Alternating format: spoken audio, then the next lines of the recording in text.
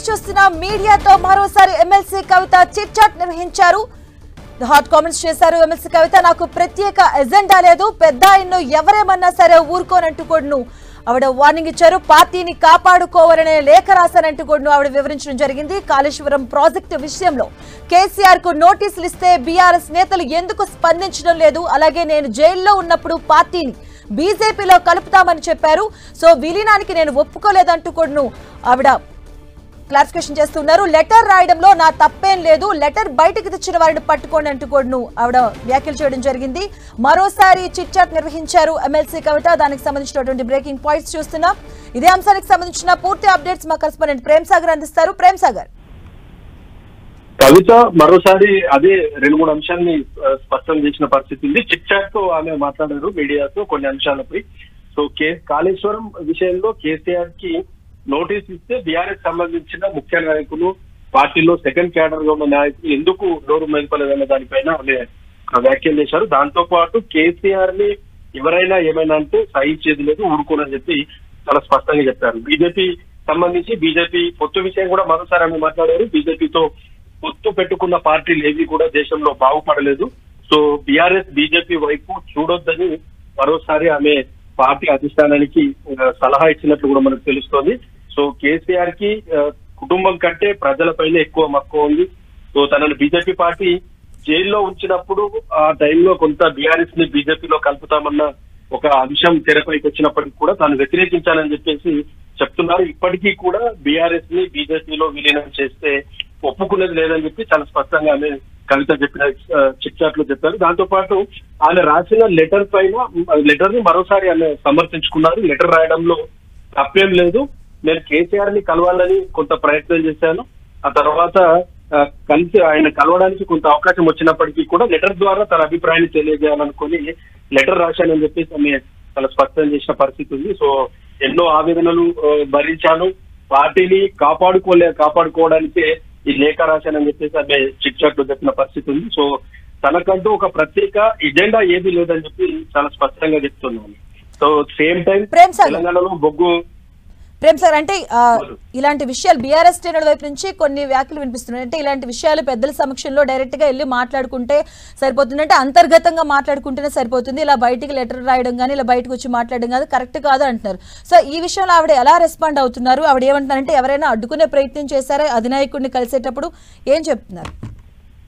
ఖచ్చితంగా అంటే తనకు కేసీఆర్ కి తనకు మధ్యలో కలవడానికి కొంత గ్యాప్ ఉంది. ఆ గ్యాప్ ని ఎవరో సృష్టిస్తున్నారన్న దానిపైన ఆమె చాలా స్పష్టంగా చెప్తుంది. ఆమె గతంలో కూడా లేఖ రావడానికంటే ముందు కూడా ఆమె కేసీఆర్ ని కలవడానికి చాలా ప్రయత్నం చేశానని కూడా చెప్తుంది.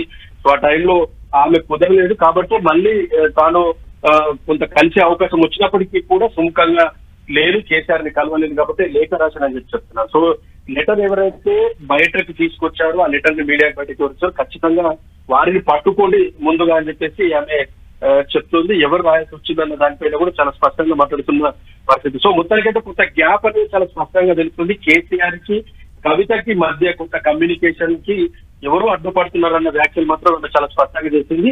మరి కాసేపట్లోనే ఆమె డైరెక్ట్ గా నేరుగా మీడియా ముందుకు వచ్చి మాట్లాడే అవకాశం ఉంది. ఇవాళ కొంత పర్సనల్ కార్యక్రమాల కోసమని ఆమె మంచిర్యాలకు వచ్చారు.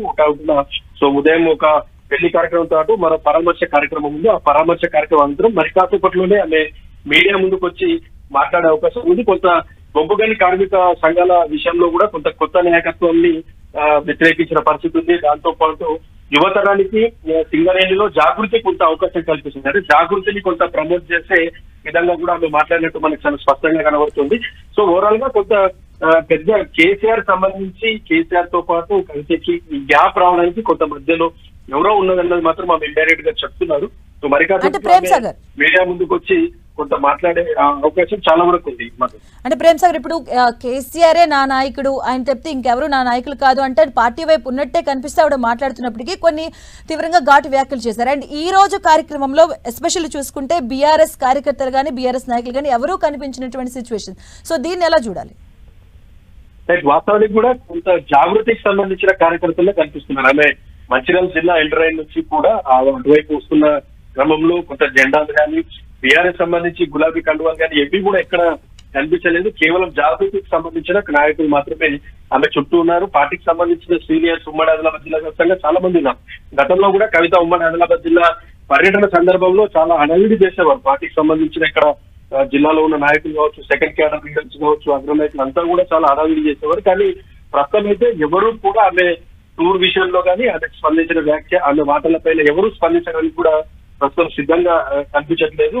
సో కేవలం ఆమె జాగృతి బ్యానర్ మీదనే ప్రస్తుతం అయితే వీళ్ళంతా కూడా సరౌండింగ్ ఉన్న వాళ్ళని చూస్తే మాత్రం ఒక బీఆర్ఎస్ నాయకురాలుగా కాకుండా కేవలం జాగృతికి సంబంధించిన ఒక కార్యకర్త, ఒక నేతలాగానే ఆమె ఈ రెండు కార్యక్రమాలు, ఈ పెళ్లి శుభకార్యం కావచ్చు, పరామర్శ కార్యక్రమాన్ని కూడా కొనసాగిస్తున్నారు. సో కాసేపట్లో ఆమె పూర్తి స్థాయిలో దీనిపైన ఇంకా మాట్లాడే అవకాశం కనిపిస్తుంది. ఎందుకంటే లెటర్ విషయంలో ఆమె రాసిన లెటర్ ఎక్కడ కూడా ఆమె దాన్ని సమర్థించుకుంటూ వస్తుంది. నేను లెటర్ రాయడంలో తప్పు లేదు, కానీ డైరెక్ట్ గా కేసీఆర్ ని కలవడానికి కొంత ఇబ్బంది కలిగింది ఆ మధ్యలో. సో మళ్ళీ సెకండ్ టైం నాకు అవకాశం వచ్చినప్పటికి కూడా నేను కేసీఆర్ ని కలవలేదు, అందుకే లేఖ ద్వారా మొత్తం కూడా నేను బయట పెట్టాను. ఖచ్చితంగా లేఖ, గతంలో చాలా లేఖలు రాశాను కేసీఆర్ కి, కానీ ఎప్పుడు కూడా లేఖలు ఈ విధంగా బయటకు రాలేదు. కానీ ఈసారి ఎందుకు లేఖ బయటకు వచ్చింది, ఎవరు బయట పెట్టారన్న దానిపైన కొంత క్లారిటీ ఇవ్వాలన్నది ఆమె డిమాండ్ చేస్తున్న పరిస్థితి అయితే కనిపిస్తుంది. సో తనకు ప్రత్యేక ఎజెండా ఏం లేదని చెప్తున్నాను.